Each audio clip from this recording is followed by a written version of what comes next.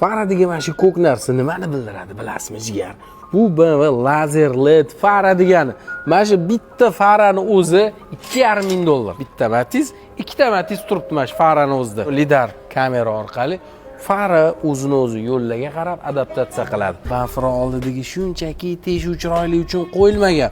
U yerdan havo kirib, balondagi tormoznoy sistemani sovutish uchun qo'yilgan. M paketiga. Mana buni qarang. Tormoznoy super kengligini, jigar BMW X6 ni eng fullini nima podveskali. Undan tashqari 4 teleshi davodchik. Ko'ryapsiz? Pastdagiga isitib sovutadigan. Polni panorama va Sky Lounge, ya'ni yonadiganlik.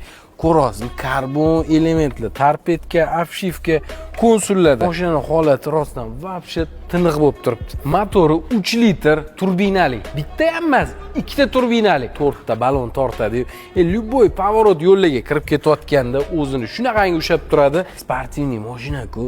Balonni shirokiyligini qarang, profili ham qayilishida o'zini ushash uchun niski profilda. Siznadek ligirovkalarga maza qilaman deb ko'pligini qarang, belini sindiradigan funksiyalari ham xullas atamanki hammasi bor. Zo'rg'a ko'ndira oldik faqat. Ungacha bitta like bosing-da. Hozir hammani nechtadir 2-3 ta yaqinlaringizga tarqatib qo'ying. 69900 ga 2020-yil ishlab chiqarilgan X6 ni bosib yuborsangiz bo'ladi. 96000 probeg, oldi kapotida faqat kraska tegan joyi bor ekan. Ko'rsangiz bittada yoqadi.